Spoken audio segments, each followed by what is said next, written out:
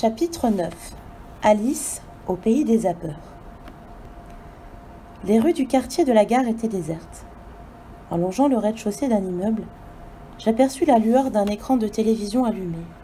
Plus loin, je vis même un adulte coiffé d'un casque de réalité virtuelle, aussi isolé du monde que peut l'être un sous-marin.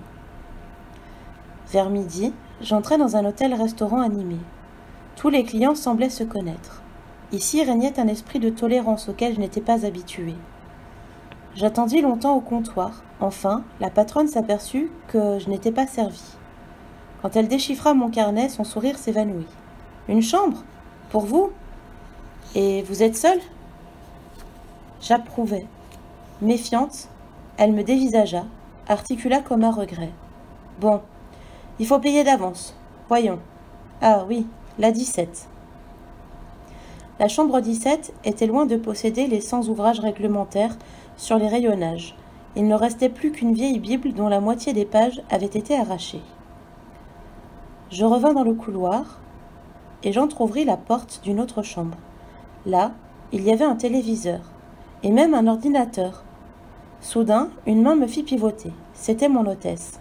Elle me déclara dans une grimace. « C'est légal. D'ailleurs, ce matériel ne m'appartient pas. Ce sont les clients qui l'ont apporté. » Puis me désignant ma propre chambre. « Les livres, on me les a volés la semaine dernière. Et puis, je vous préviens, si c'est pour un contrôle... » Je la rassurai en haussant les épaules et je lui fis comprendre que je voulais manger. Dans la salle du restaurant, 2 grandes tables étaient occupées par des groupes qui discutaient joyeusement. Malgré ma surdité, la chaleur des conversations et l'euphorie ambiante parvenaient jusqu'à moi. Comme ce monde était différent de celui de la capitale, peu à peu je devinais que Paris était devenu le fief des lettrés, une oasis factice et déconnectée de la réalité. Je m'assis à l'une des nombreuses tables à 2 places, réservées aux clients qui ne possédaient pas de PPP. Elles étaient toutes vides. Très vite, je compris que je faisais fausse route. En fréquentant ce genre d'établissement, je ne glanerais aucun renseignement sur le virus. Aussitôt mon repas achevé, je montai dans ma chambre, je troquai ma jupe et mon pull léger contre un vieil ensemble de sport. J'ébouriffai mes cheveux pour me donner une allure de SDF. Une fois sorti de l'hôtel-restaurant, je présentai au premier passant venu une feuille sur laquelle j'avais inscrit « Pouvez-vous m'indiquer le centre CCC le plus proche ?»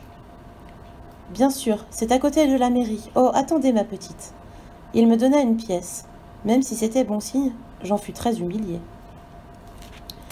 Le centre CCC d'Épinay avait été construit dans un parc qui bordait la Seine.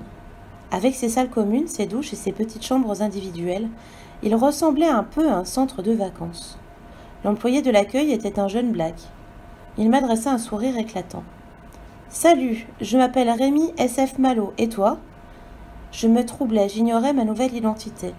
Je montrai à Rémi le dos de mon carnet. « Sourde et muette et sans logis. Tu as tes papiers au moins ?» Je retrouvai dans mon sac le portefeuille que m'avait confié Emma. Claudine C.W. Sido. « Bienvenue, Claudine. Tu as mangé ? Bon, viens, je vais te montrer ta piole. Tu ne peux pas rester plus de 3 jours ici, c'est le règlement. Tes papiers, je ne pourrai te les rendre qu'à ton départ. » Je connaissais la loi. Chaque commune devait mettre à la disposition des SDF et autres vagabonds un centre d'accueil où ils trouveraient le couvert, la culture, le coucher.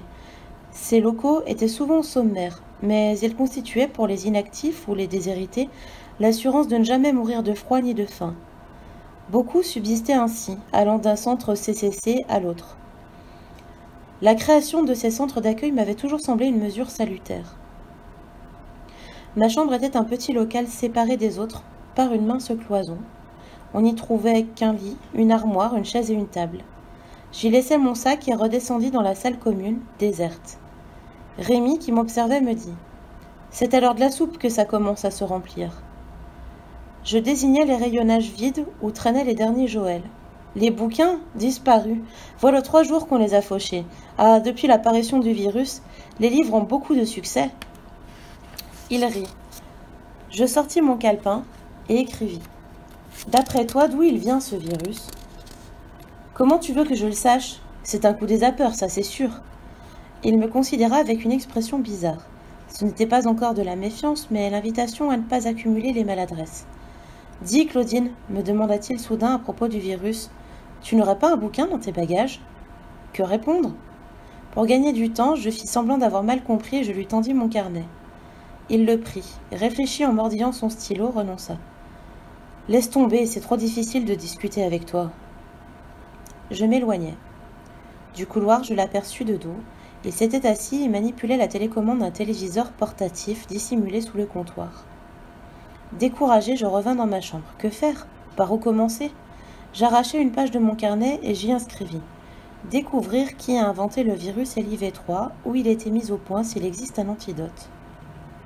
Puis je sortis le manuscrit de mon roman en cours. Après tout, rien ne m'empêchait de continuer à le rédiger. J'ouvris le cahier et, stylo en main, je commençai à me relire. Au bout d'un moment, je relevai brusquement la tête. Entraînée par l'action, je m'étais retrouvée dans l'univers de mon propre livre, prisonnière d'un étrange rêve éveillé. Plus grave, devant moi, sur la table, mon manuscrit était vierge. Tout ce que j'avais rédigé depuis le début du mois venait de s'effacer. Ainsi, mon texte avait disparu. Des heures et des jours d'efforts venaient d'être réduits à néant, uniquement parce que je venais de me relire. Je me replongeai dans les premières pages blanches. Aussitôt, je ressentis le léger vertige qui accompagnait l'action du virus, et je me retrouvai dans l'univers de mon histoire. Paniqué, je refermai mon cahier. Bon, mon récit existait toujours, virtuellement. Et en un seul exemplaire. Désormais, il devenait impossible de le reproduire et de l'imprimer puisque le texte original s'effaçait dès qu'on le lisait. Troublé, je rouvris mon manuscrit à l'endroit où je m'étais arrêtée. Puis je me remis à écrire. D'abord, je fus rassurée. Les mots s'inscrivaient au fil de ma plume. Et soudain, je sursautais. Sans m'en apercevoir, je venais une nouvelle fois d'entrer dans l'univers de mon propre texte. Combien de temps y étais-je restée? Je l'ignorais. Le paragraphe que je venais d'écrire n'existait déjà plus. Là, dans la petite pièce de ce centre CCC, je pris conscience de l'ampleur du désastre. Non seulement tous les livres qui existaient allaient mourir, mais personne ne pourrait plus jamais en écrire.